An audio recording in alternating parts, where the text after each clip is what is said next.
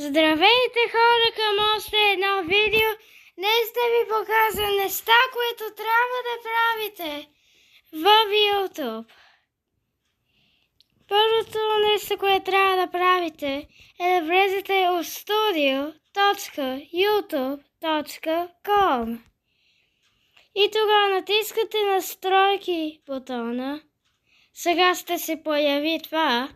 Тогава отивате към канал. Тогава достъп до функции и направете допълнени функции. Ако видите, това е едно от най-важните неща. Стото ви дава видеоклипове по-дълги от 15 минути и мини изображения. Това е най-важното нещо. Аз много високо препоръчвам вие да го правите. Натискате потвърждаване на телефонния номер. И тогава си го пишете. Аз ще го превключа, за да не се обадите на нас. Хора, аз си мисля, че не успея да правя телефонният номер. Това е защото може би има... Защото този номер е свързан с толкова много канали. Аз добавих едно към номера. Тогава продължих напред и то разреши. Обаче, не ми даваше SMS съобщението с 6-цифрения код. Затова няма да стане, обаче за вас може би ще стане. Явно се връщам назад. И сега, когато направихте това, сега трябва да отидете по персонализиране, налагане на марката. Тогава избирате водещ знак за видеоклиповете ви. Аз ще го правя това на пауза просто. След когато го избрахте, можете да го направите както искате. Чакай да го направя така. Тогава готово.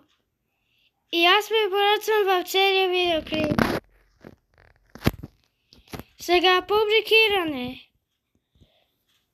Сега, ако не знаехте, направихме първото видео на канала, което е емоджита. Нека да ви го покажа. Спирам да говоря за тия глупости YouTube. И ето това е само. Можете да ги добавите към плейлисти, но ако не си канал за дете, аз много препоръчвам това да бъде не създаден за деца. Или просто отидете в настройките на канала ви, стандартни настройки. И мисля, че го нямате. Следващото е да изберете частен или скрит видимост по стандартно. Това значи, че ако без искаш качиш видео или отидеш на живо без искаш, само ти ще можеш да го гледаш.